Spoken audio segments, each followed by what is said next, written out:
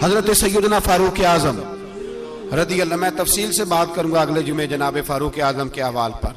हजरत उमर फारूक रदी अल्लाह तआला अन्हु बदर के मैदान में जब निकले ना बदर में, तो हजरत उमर से हुजूर ने तजवीज मांगी, फरमाया सफ बंदी कैसे करें, किस तरह लड़ना है। जनाब उमर फारूक रदी अल्लाह तआला अन्हु कहने लगे, हुजूर ये जितने आए हैं ना काफर लड़ने, ये किसी का कुछ चाचा लगता है, किसी का कोई मामू लगता है, किसी का भाई है, किसी का बेटा है, तो महबूबा सफ बंदी की क्या जरूरत है, जो मेरे रिश्तेदार है मेरे हवाले करें, मैं गर्दने काट के आपको देता हूं। जो अबू बकर के रिश्तेदार है वो अबू बकर के हवाले करें, वो गर्दन काट के दे, जो अली का कुछ लगता है वो अली के हवाले करें। हम दुनिया को बताएंगे कि अशिद्दाउ अलल कुफ्फार, अशिद्दा अलल, उसके लिए हमारे पास सख्ती है, कोई नरमी, वो हमारा सगा भी हो तो उसके हक में कोई नरमी। हजरत उमर ने अपने सगे मामू की गर्दन काटी बदर के दिन, सगे मामू की। हजरत अबू उबादा बिन जर्रा, सुनो, इस्लाम अमन का दरस देता है, मोहब्बत का दरस देता है, भाई इस्लाम ही तो अमन का दरस देता है, पर जड़ी बूटी काटना बदअमनी नहीं होता, जालिम का हाथ पकड़ना बदअमनी, और अमन वाले और होते हैं बुज़दिल, इन दोनों में फर्क होता है। अमन वाला बनने का कहा गया है, बुज़दिल बनने का कहा। मेरे नबी पाक ने जो बदर में तलवार उठाई थी, जिरा पहनी थी, हुजूर अलैहिस्सलातु वस्सलाम ने लोहे की जैकेट पहनी थी, तो वो भी मेरे रसूल पाक ने अमन के लिए ही पहनी थी। मेरे नबी पाक सल्लल्लाहु अलैहि वसल्लम ने उहद के दिन जो हथियार उठाए थे, तो वो भी अमन के लिए उठाए थे, वो भी अमन के लिए हुजूर ने हथियार उठाया था। हथियार उठाना बदअमनी की अलामत नहीं होता मेरे भाई, याद रखें। हजरत अबू उबादा बिन जर्राह ने मैदान बदर के अंदर जब जंग का तबल बजा, हालात बिगड़े, जनाब अबू उबादा बिन जर्राह कहते हैं तारीख ने एक अजीब मोड़ पे मुझे लाके खड़ा किया। आप फरमाते हैं मेरे लिए अल्लाह ने जो आजमाइश रखी वो सबसे बड़ी रखी। फरमाने लगे जब मैं मैदान में निकला तो काफिरों ने मेरे सामने जिसको लाके खड़ा किया वो मेरा सगा बाप था। अब फरमाते हैं अब मुश्किल बन गई, इश्क त्याग दो एक बराबर, ते इश्क दा सेक बधेरा, अग ते साड़े कख ते काने, ते इश्क साड़े तन मेरा, ते अग दा दारू मीं ते पानी, कोई दसे है इश्क दा दारू केड़ा, बुल्ले शाह उथे कुछ भी नहीं बचदा जिथे इश्क होरां दा डेरा। फरमाने लगे अब मेरे लिए सामने बाप, इधर बेटा। अब फरमाते हैं दो रास्ते थे, बाप बचाऊं या रसूलुल्लाह का दीन बचाऊं। एक मिनट था फैसला करने के लिए कि अब्बा बचेगा या दीन बचेगा, कुफर बचेगा या इस्लाम बचेगा। फरमाते हैं मैंने मिनट पूरा नहीं सोचा, मैंने तलवार उठाई, बाप की गर्दन काट के गिराई और रसूलुल्लाह का दीन बचा लिया। बाप की गर्दन कट के गिरी और नबी पाक का दीन बच गया, बचा लिया रसूलुल्लाह का दीन। हजरत उमर ने मामू को मारा। हजरत मुसअब इब्न उमैर कहते हैं तारीख मुझे भी लाके खड़ा करती है बदर के मैदान में, तो कुफर का लिबादा ओढ़ के जब सामने आया तो वो मेरा सगा भाई था। सगा भाई, हजारों कौमें वजूद में आई दहर में खुश्क तर के रिश्ते से, पर हमने बुनियादे दोस्ती रखी याद खैरुल बशर के रिश्ते से। सगा भाई कुफर का नुमाइंदा बन के सामने खड़ा हुआ। मुझे इकट्ठे खेलना भी याद था, मुझे एक बर्तन में रोटी खाना भी याद था, एक मां से लोरियां सुनना भी याद था। फरमाते हैं ये सारा कुछ याद था, पर इस्लाम के हक में दिया हुआ खुतबा जो मोहम्मद अरबी ने दिया था वो भी मुझे याद था, मुझे रसूलुल्लाह की बताई हुई बातें भी। फरमाते हैं मैं सारा कुछ भूल गया, पर मुझे अपने रसूल का पढ़ाया हुआ सबक नहीं भूला, वो मुझे याद रहा। मैंने फिर सगे भाई की गर्दन काटी और मैंने वो गर्दन काट के हुजूर के पास पेश की, और मैंने दुनिया को बताया कि हमारे लिए असल वो है जो हमारे रसूल हमें हुक्म इरशाद फरमाते हैं। ये रिश्ते हमारे लिए असल। हमारे अबू बकर सिद्दीक मैदान में निकले, बेटा काफिरों की तरफ से लड़ने आया है, सगा बेटा, और मेरे मुस्तफा करीम ने फरमाया औलाद बुज़दिल कर देती है आदमी को, पर जब ईमान पुख्ता हो तो फिर सहाबा ने इस बुज़दिली की भी परवाह नहीं की। सगा बेटा काफिर की जानिब से आया। हजरत अबू बकर सिद्दीक ने तलवार से हमला किया, बेटे ने ढाल आगे की। जब साहबजादे ने ढाल आगे की ना, तो हजरत अबू बकर की तलवार लोहे की ढाल से टकराई, तलवार गिर गई। अब हजरत अबू बकर निहत्ते हो गए, साहबजादे ने उठाई तलवार। कहता जब मैं मारने लगा तो ख्याल आया घर तो मेरा उजड़ेगा ना, बाप तो मेरा ही है ना। साहबजादे कहते हैं मैं अबू बकर सिद्दीक को छोड़ के चला गया। बाद में मुसलमान हो गए, कलमा पढ़ लिया। एक दिन घर में बैठे थे तो बात शुरू हो गई। साहबजादे कहने लगे अब्बा जी वो याद है ना जब मेरी ढाल से आपकी तलवार टकराई थी और तलवार गिर गई थी तो मैंने आपको बाप समझ के छोड़ दिया, मेरा ही घर उजड़ना था बाप समझ के। जनाब सिद्दीक अकबर रज़ी अल्लाह ताला अन्हु साहिब इब्ने शाम ने लिखा है कि अपनी सुरीन पर 2 दफा हाथ मारा, 2 दफा। कहने लगे बेटे तू उस वक्त काफर था, तूने मुझे छोड़ दिया। मैं जब वापस पलटा था ना उसी दिन उसी लम्हे तो मेरे दिल में ख्याल था कि बेटे ने तो छोड़ दिया है, लेकिन अगर बेटा यूं मेरी तलवार के नीचे आता मैं बेटा समझ के माफ ना करता, कुफर का नुमाइंदा समझ के कत्ल कर देता। इसलिए कि मेरी नजर में अगर कोई अहमियत है तो रसूलुल्लाह के फरमान की अहमियत है। बाप बेटे औलाद की कोई अहमियत है? अशिद्दाउ अलल कुफार, काफर से नफरत ही नहीं होती। हज़रत उमर फारूक रदी अल्लाह, मुझे पलट पलट के याद आते हैं सैयदना फारूक आजम। हजरत फारूक आजम रदी अल्लाह तआला अन्हु से ईसाई बादशाह ने कहा मैं मिलना चाहता हूं। आप फरमाने लगे टाइम नहीं, जो तुझे मिलना है वो मदीने के गरीबों को ना मिलूंगा, वो रसूलुल्लाह के नौकरों को नहीं मिलूंगा, तुझे मिल के क्या करना है? मैं उन्हें मिलूंगा जिनके लबों पे रसूलुल्लाह का दरूद जारी है, जो मुस्तफा से प्यार करते हैं। मुझे तुझसे मिलने की कोई जरूरत हमारे यहाँ वो नफरत नहीं कुफर के लिए जो मुसलमान के दिल में होनी चाहिए। मेरे रसूल पाक सैयद आलम नूर मुजस्सम सल्लल्लाहु अलैहि वसल्लम ने जो लोग तैयार फरमा, नींद तो नहीं आ रही आप हजरात को? एक वो मंजर था हजरत उमर ने जब अपने सगे मामू को लताड़ा, जनाब अबू उबादा बिन जर्राह ने बाप को कत्ल किया, मुसअब इब्न उमैर ने भाई को कत्ल किया। एक वो मंजर था। एक वो मंजर था जब मुसलमान मक्के से मदीने आए, मदीना तैयबा पहुंचे तो मुस्तफा करीम ने फरमाया ये तुम्हारे भाई हैं, बस बात खत्म हो गई। ये तुम्हारे, भाई इतनी सी बात है, ये तुम्हारे, इससे ज्यादा नहीं।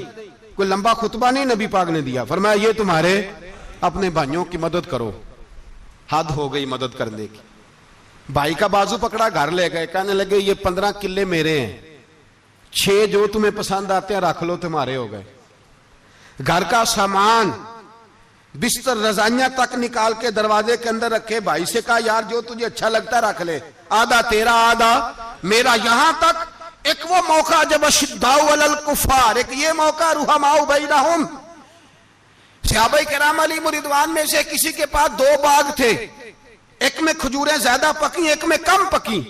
जब वो अपने भाई को देने लगा तो उसने कहा तुझे रसूलुल्लाह ने मेरा भाई बनाया है, तुझे वो वाला बाग दूंगा जिसकी खजूरें ज्यादा पकी हुई है, वो वाला बाग दूंगा, खजूरें ज्यादा पकी हुई। और यार तारीख आलम ने ये नजारा नहीं देखा कि वहां से एक शख्स आया गरीब है, रिश्ता नहीं मिलता। यहां एक शख्स ने क्या किया, उसको अपने खानदान से, अपने घर से रिश्ता भी दिया।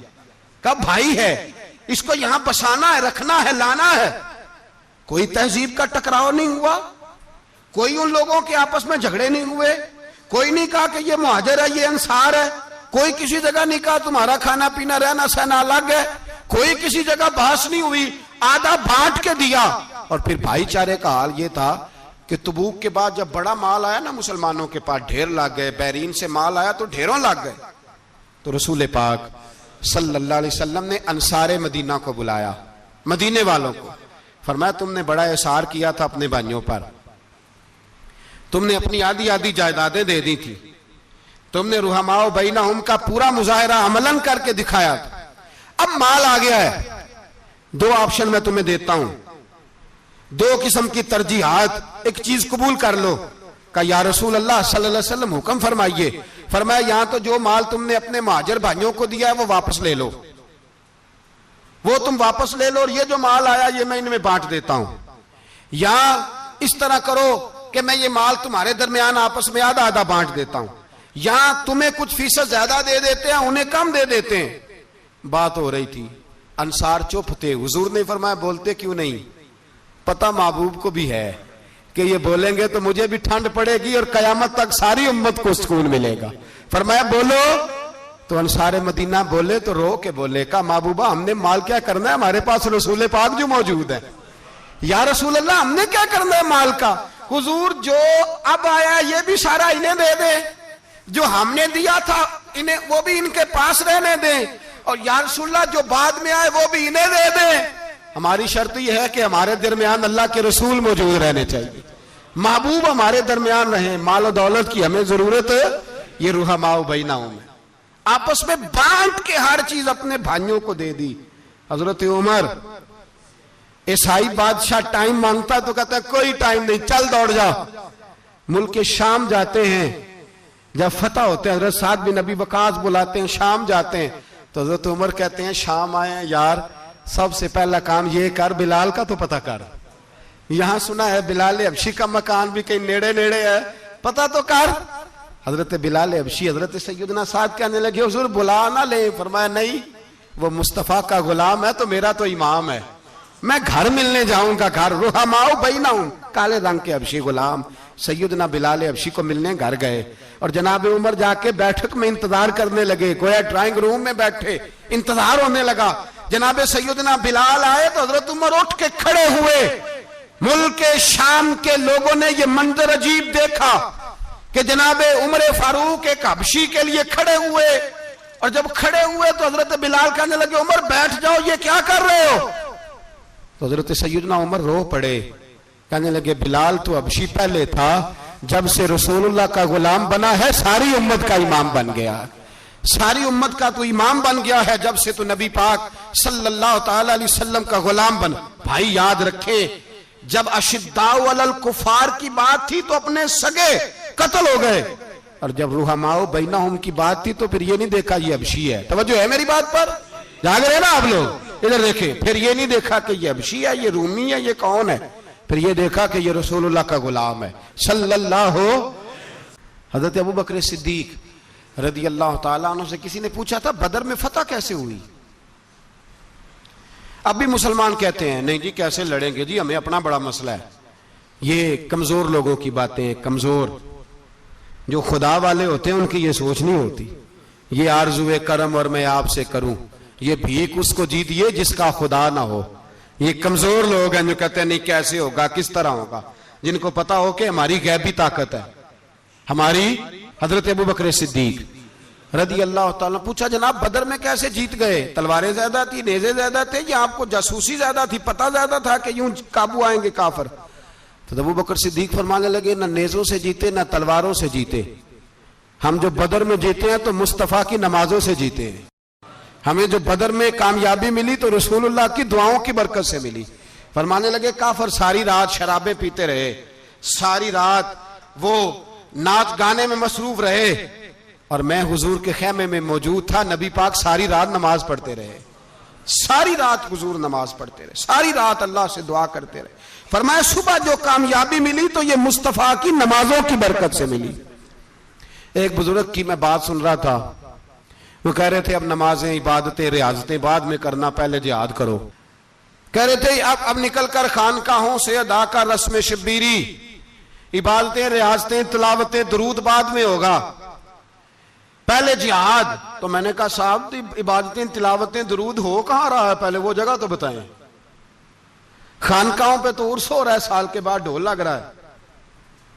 वो जो जमाना था ना कि खानका शरीफ पे शाम तक कुरान मजीद खत्म होगा, फजर के बाद 50,000 दरूद पढ़ा जाएगा, वहां लोग आए हैं तो वहां जिक्र करते करते लोग इस कदर मस्त हुए कि उन्हें होश ही नहीं कहां के कहां गए। वो तो दौर खत्म हो गया। अब कहां है खानका में? अब तो नजर नियाज रह गई, खत्म शरीफ रह गया, उर्स पाक रह गया, बाकी तो मामला खत्म है। वो कहां गया मामला सारा? भाई दुआएं इल्तजाएं। शहाबुद्दीन गौरी से पूछा जनाब फतह कैसे हुई? कहने लगे ख्वाजा मोइनुद्दीन अजमेरी की दुआओं की बरकत से। फरमाते हैं बाबा दुआ मांगता था, हम जिहाद करते थे, अल्लाह कामयाबी दे देता था। भाई वो इबादत, वो रियाजत, वो मुसलमान जो रात को अपने रब को मना लिया करता था, वो अपनी इबादत के जोर पर अल्लाह तबारक व तआला की बारगाह में आहो जारी। हुजूर ने फरमाया अद्दुआ सलाहुल मोमिन, दुआ मोमिन का हथियार है। दुआ मोमिन का, बोल के बताना है, दुआ मोमिन का। फरमाया मोमिन ये हथियार चला सकता है, ये हथियार काफिर के पास मौजूद है। हजरत ज़ैद बिन हारसा रदी अल्लाह ताला अन्हु को ना पकड़ के कुछ काफिर उनको पकड़ के ले गए तो एक दरख्त के साथ बांध लिया, कहने लगे तुम्हें कत्ल करेंगे, हुजूर के सहाबी हैं रदी अल्लाह ताला। जब काफिर आपको कत्ल करने लगा ना तो उन्होंने दरख्त के साथ अच्छी तरीके से टांगे बांध ली, हाथ बांध लिए, गर्दन बांध ली। कहने लगा बुला अपने रब को। तो हजरत ज़ैद रदी अल्लाह ताला अन्हु फरमाने लगे मैं तो शहीद होने को तैयार था, लेकिन तूने आजमाने का प्रोग्राम बनाया तो ठीक है, मैं फिर बुलाने लगा हूं अपने रब की मदद को। ऐ अल्लाह मदद फरमा। उसने उतनी देर में तलवार नियाम से निकाल ली। ऐ अल्लाह मदद फरमा। उसने जब तक दोनों हाथों में तलवार सौंप ली, ऐ अल्लाह मदद फरमा। जब तीसरी बार आपने ये कहा तो उसने तलवार उठाई, कहा अल्लाह मदद फरमा। हजरत ज़ैद रदी अल्लाह ताला अन्हु कहते हैं जब चौथी बार मेरी जुबान से लफ्ज निकले, काफर के हाथ में तलवार थी पर गर्दन भी उसकी कट के नीचे गिर गई, कि गर्दन कट के उसी वक्त नीचे गिरी। मुझे किसी ने खोला, ना मारने वाला नजर आया, ना गर्दन काटने वाला नजर आया, ना मुझे खोलने वाला। तो मैंने कहा आने वाले तू बता तो सही तू कौन है? तो कहने लगे मैं जिब्रील अमीन हूं, मैं जिब्रील अमीन हूं, मैं जिब्रील, मुझे दुश्मनों ना छेड़ो, मेरा है कोई जहां में, मुझे दुश्मनों ना छेड़ो, मेरा है कोई जहां में, मैं अभी पुकार लूंगा, नहीं दूर है मदीना। कहा जब तूने, हजरत जिब्रील कहने लगे जब तूने पहली दफा कहा ना अल्लाह मदद फरमा, तो मैं सिदरतुल मुंतहा पे था, मुझे हुक्म हुआ जिब्रील देर ना करना। फरमाते हैं जब दूसरी दफा तूने कहा ना अल्लाह मदद फरमा तो मैं 7वें आसमान पे था, और जब तीसरी दफा कहा मदद फरमा तो मैं पहले आसमान पे था, और फरमाया जब तूने कहा चौथी दफा अल्लाह मदद फरमा तो मैं तेरे सराहने खड़ा था, मैं तेरे सराहने। अब तो भाई अब तो इज्तिमाई दुआ भी नहीं रही हमारी, अब तो ये वाला सोता भी। अकबर अल आबादी ने कहा था मुसीबत में भी अब याद खुदा हमको नहीं आती, दुआ मुंह से ना निकली जेबों से अर्जियां निकली।